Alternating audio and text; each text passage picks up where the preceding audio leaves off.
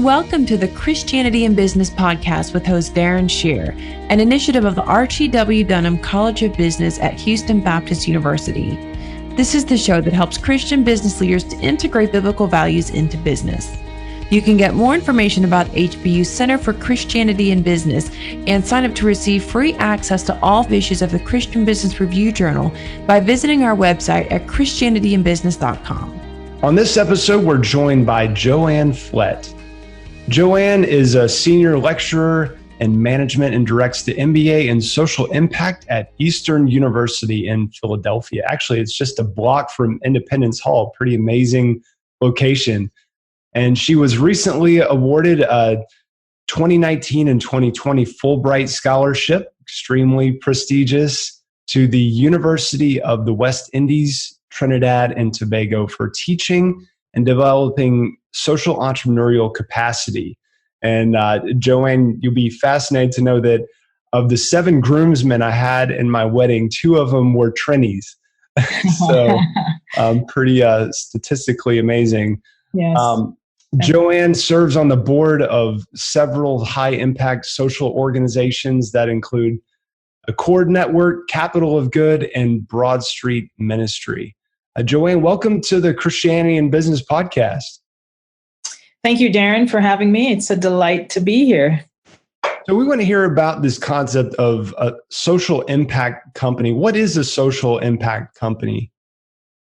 That's a great question. So the social impact company is a company that pursues in so many ways a triple bottom line. In some instances, Christian folks consider it a quadruple bottom line. But they don't see just financial returns. They actually pursue social returns in a world where so much of our lives, as we look around society, we recognize that there are social issues to be addressed, and business sits at the nexus of being able to address those. And so these companies are, in so many ways, being born social. They're envisioning a market solution to address a social issue. So those are the social impact companies. Yeah. And I like how you say people, planet, and profit.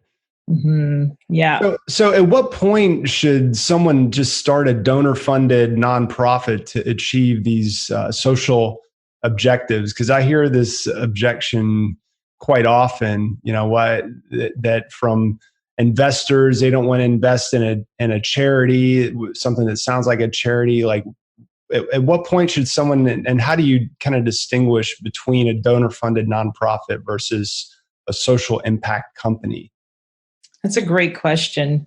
So there'll always be room for nonprofits, right? Nonprofits act on the charity model. You're going to just have this pure charity model, but business is actually part of the solution to social issues.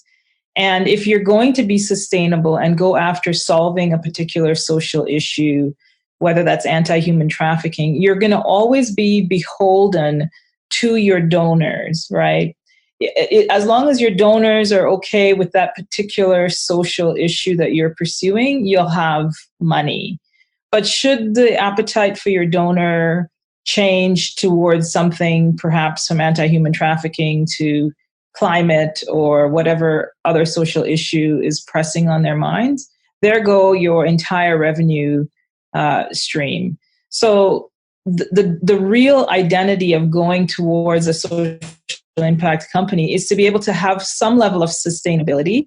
And also, a lot of these social issues can be solved with a bit of innovation around the business model.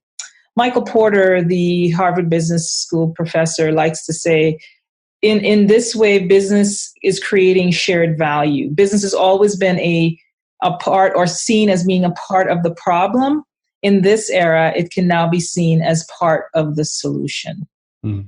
And so social impact companies are actually taking that charge and that mandate pretty seriously to be a part of the solution. Yeah. And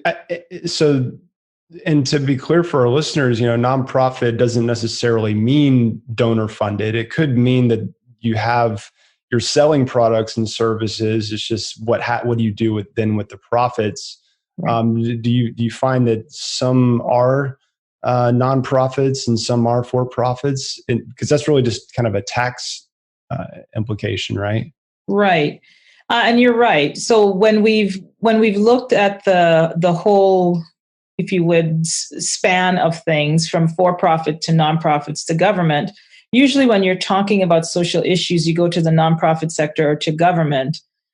There's this beautiful chart that was done in 2013, and I'm sure the numbers are even more radical today, where the nonprofit sector generates about 1.2 trillion, the government about 2.1 trillion, and corporations about 20.1 trillion. And that graph tells us that if we're only ever going to alleviate or look at social issues and relegate it to government or nonprofits, that the corporation actually in that picture, the corporation has a larger share of responsibility. And it's been termed social responsibility, but all too often, those are seen as window dressing or greenwashing or something to get consumers to feel good about the company. Yeah. That doesn't mean that companies aren't doing their CSR with due diligence, but it just means that there's not an external standard until now for having companies talk about what they're doing in the social space. Yeah. Do you find that a lot of companies are kind of taking this approach really just kind of as a marketing gimmick?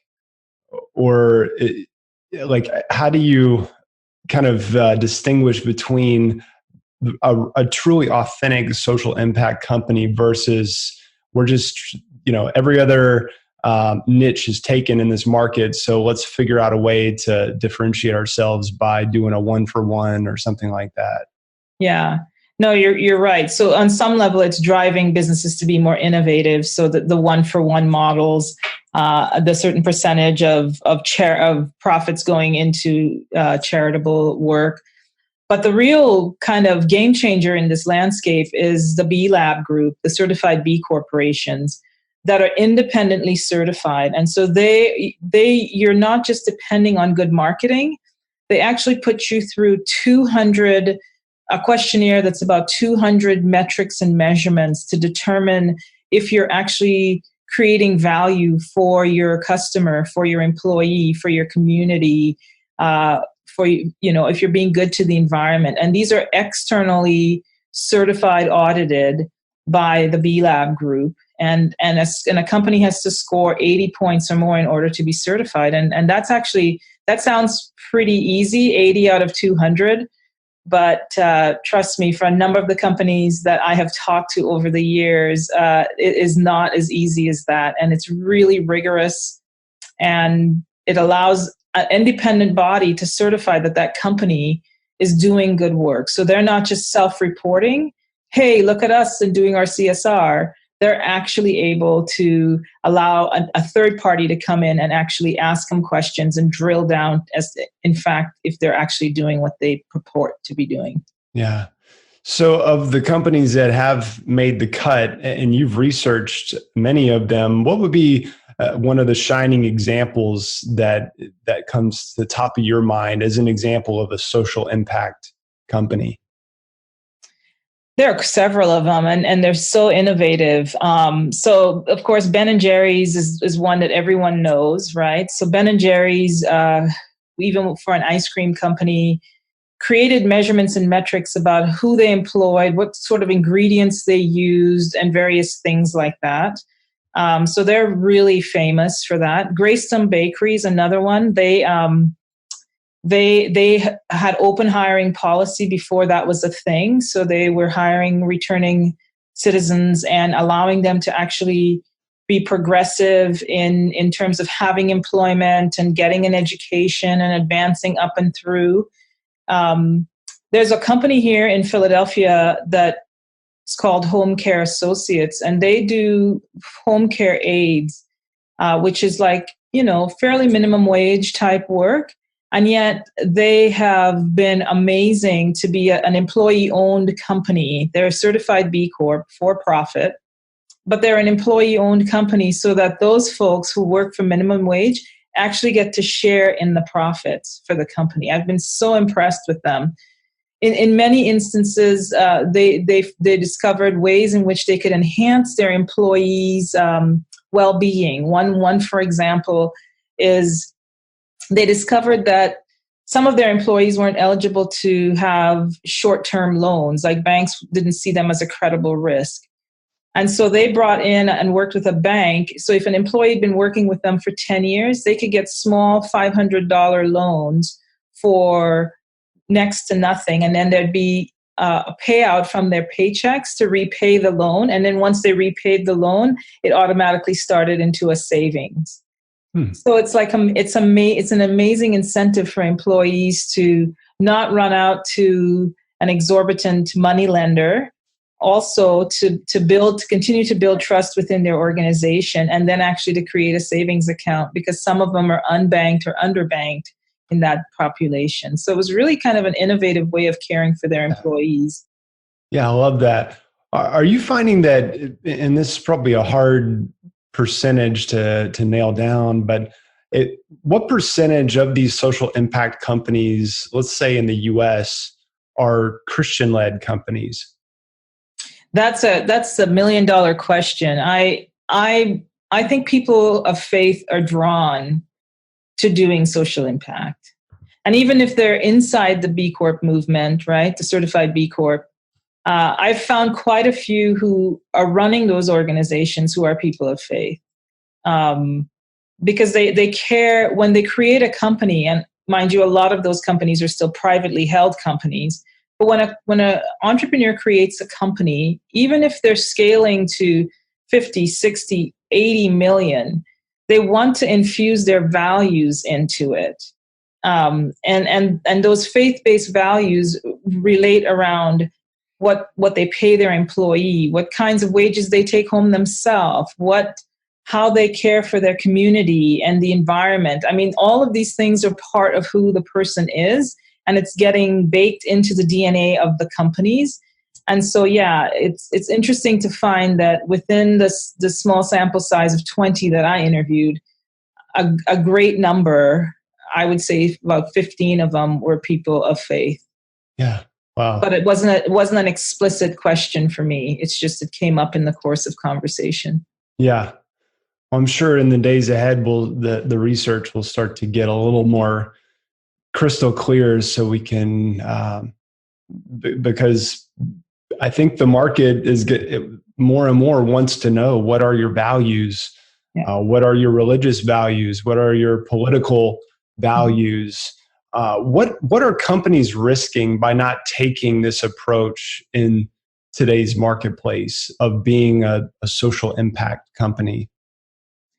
Yeah, I think they're risking a lot. I think we have a demographic shift underway with the millennials who care about a lot of social issues. And so if you're going to attract people to work in your company, significantly, if you're a social impact company, you're going to be able to attract more capital. My small batch of research definitely shows that people are selecting social impact companies over and against any other company.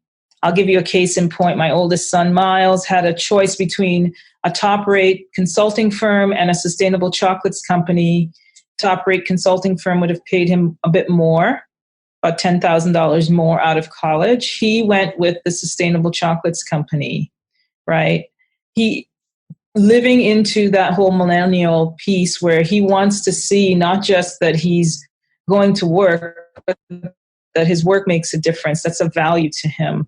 It's a value to the millennials. So there's the employee demographic. There's the consumer demographic that's waking up to, my goodness, I want to make sure that what my purchases are ethical, they're ethically sourced, that no child labor went into this product, or I want to make sure that it's good for the environment, or it didn't harm animals, or any number of things. So all of these are becoming important to consumers. Even on the impact investing side, what used to be just like a little trickle is starting to become a larger area of conversation over the last 5 years. And the next thing that's happening is that there's a shifting demographic within the foundations, family foundations and larger foundations are moving from the boomer generation and almost skipping kind of the Gen X generation and going into the millennials. And they want to see not just that their charitable dollars are going to do something valuable, but that they actually want to create value as well. So they don't just want to like give charity, but they want to see a return on that investment as well. So there are demographic shifts all around. Yeah. Well, anyone running a company listening to this is feeling very vulnerable right now, kind of feeling a little bit under the microscope, myself included. I run a book publishing company called Highbridge Books. So let me just kind of put myself under the microscope here. How can I make sure that my company is a social impact company? We'll just do a little thought experiment here. Yeah, the one thing I would point you to is you're going to have to figure out what kind of social impact you want to create. And one really great way to do that is B Lab actually has what they call the Quick B assessment. And so if you go on to bcorporation.net and do quick BIA, business impact assessment, it'll put you through a small battery of questions and you can have an idea of what sort of things you're looking at. But for instance, are you good for if you have employees, are you paying them a fair and living wage? Are you trying to recycle products and be kind of progressive on that and caring for the environment? What do you do in terms of your community? Is your community a better place because you have a business somewhere in there? You're benefiting from all the externalities of that community. Are you also then in return giving back to that community? And so those are types of questions you want to ask. Even if you're a sole proprietor, one of the persons in the B Corp movement that I interviewed was a sole proprietor, and he talked about using his art to build awareness of what's happening in the environment and use it to message certain things, right? So yeah, there's a whole bunch of ways in which you can create social impact, either around the environment, any social issue you care about, and direct your business activity towards that. So yeah. How do you stack up, Darren? Well, I definitely, I could give a response to each of those, but I think there's a lot of room for improvement for sure. A lot of it just comes down to intentionality. I could say, indirectly, some of these things are happening, but to truly, I would think that to become a B Corp, there's got to be some metrics in place to where you're actually tracking these things to see, because otherwise you could say, well, I'm a good person. We didn't cheat anybody. We try to give fair prices and pay fair wages, things like that. But it sounds like to become a B Corp, this is kind of the next level of intentionality required, right? Yeah, it is. And not only that, one of the interesting things is the folks within the B Corp, at least the ones that I've been interviewing, they actually self-compete. They literally try to best their score. They're recertified every 3 years, and they areas in which they need to perform. And if it's a smaller company, a 7-person company, they'll get together and say, hey, let's pick some element of the B Corp metric measurement that we want to excel on. So they're actually kind of, self-competing, and not even within industry, just for themselves to be better at what they're doing. So, yeah. It gets me thinking about, things like publishing companies. Like we spend a lot on printing. Yeah. That's a lot of paper. That's a lot of trees. Thinking about how this could be tied in with literacy. We've got this glut of books in the U.S. market, and yet there are places where people can't even read. And what can we do about that? Those are some of the things that are coming to mind in light of this conversation. I hope our listeners are also thinking about some of the things that they could be doing to start to get more intentional. I think a good action item would be, as you said, to go to quickbia.org. Is that right? Yeah, I'll find it here, and I'll make sure I have the right thing. Yeah, to go take that assessment. It's bcorporation.net, and then type in quick impact. Okay, good. Well, what's different about, so Eastern University, you are, as you explained, the steward of the MBA and Social Impact program there. What is unique about this program? This program is unique because it's been in the landscape for about 34 years. It's just recently been renamed. Prior iteration of it was called the MBA in Economic Development. And it was started by the likes of Ron Sider, Rich Christians in an Age of Hunger. Of course, Ron wanted to engage Christians of means to be caring about those on the margins. Tony Campolo, he's a prolific writer. He's written several books. Caring about education. And then a guy by the name of Samuel Escobar, who taught at our seminary, and he invited us to kind of think about creating a hermeneutic of economics. And these guys wanted to create a business program that didn't just do the regular stuff, but that would give you the business acumen, but will give it to you with a community development aspect and very theologically informed. And so this was 34 years ago. 2 years ago, I had a new dean come in, and he said, "JoAnn, what would cut through the noise so that we could get folks in the marketplace to know that Eastern University has such an incredible program?" And I said, "I actually don't know. I think it might have something to do with social enterprise. But let's have a couple of listening years." And so we listened for a year. We had friends from our B Lab group and friends from a number of the development agencies like World Vision and different Hope International and different places come and sit with us and talk with us about what they saw and needed in their students. And we renamed it to the MBA in Social Impact. And the idea there is that we want to give folks really good business acumen. We feel like in so many ways, it's a third sector approach to alleviating poverty. You need the development elements, but you need business as well. So they definitely need to have good business acumen. They need to know good development, community development ways of being, right? So they need to have that skill set very well defined for them. And then the other thing that they need is a theological background that allows them to engage business as God's work in the world. I like to think of it this way.